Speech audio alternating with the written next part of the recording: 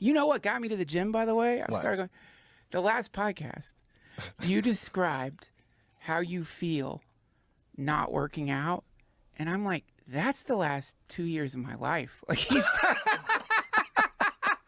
And then, you know, so I'm like, fuck, I got to do this. And like, you know, walking out, it's simultaneously wonderful and kind of sad because you walk out and you're like, I feel so good.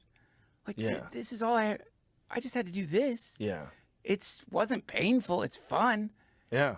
And now I feel great. And you're like, fuck, man, 2 years. 2 years I went off of it. That's scary. When you're, you know what I mean?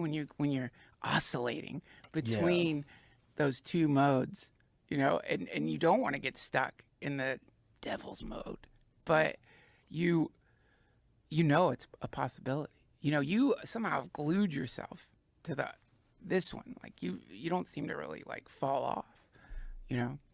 Did you at first? No. It's necessary for me. And it's necessary for me for mental health, and also I don't want my body to fail.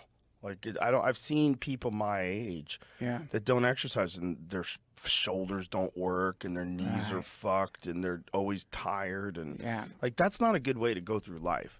If you want to enjoy life, you want to have as much energy as possible. And the best way to have as much energy as possible is to be really fit.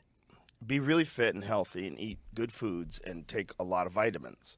Take supplements, eat healthy food. Try to stay the fuck away from processed garbage. Don't drink too much. Right. Don't do anything bad for your health, because your energy depends upon this physical form. And it's literally made out of what you put in it. Yeah. It's literally made out of that, both with effort and with food. Right.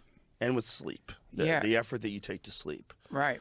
And then also the effort you take to have a stress-free environment, you know, the effort that you take to put out as little bullshit as you can, and to like be nice to people as often as you can, and just sort of keep harmonious, fun people around you. Yes. You feel better. Yeah. You know, like if I'm going through something, like some friends of mine are squabbling and I have to like get in between them and have conversations, I fucking hate it. Yeah. I hate it. The worst. I hate when people's feelings are hurt. I hate when people are mad at other people. I fucking hate it.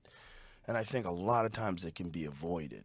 But if you're not avoiding it and you're just jumping in it all the time, your stress levels are so high.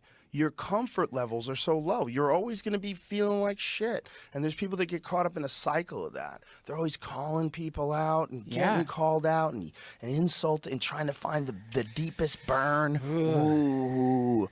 And keep that shit out of your life too. Keep that shit out of your life. But you know, don't not call things out when something's atrocious. Right. But just the less bullshit you have in your life, whether it's bullshit that you have to deal with because you didn't exercise, where your body's breaking down, it's like car maintenance. Like, if you just don't ever change your oil, you could go a long time. I dated this girl once when I was 22, and she told me she had never changed the oil in her car. What? I go, how long have you had this car?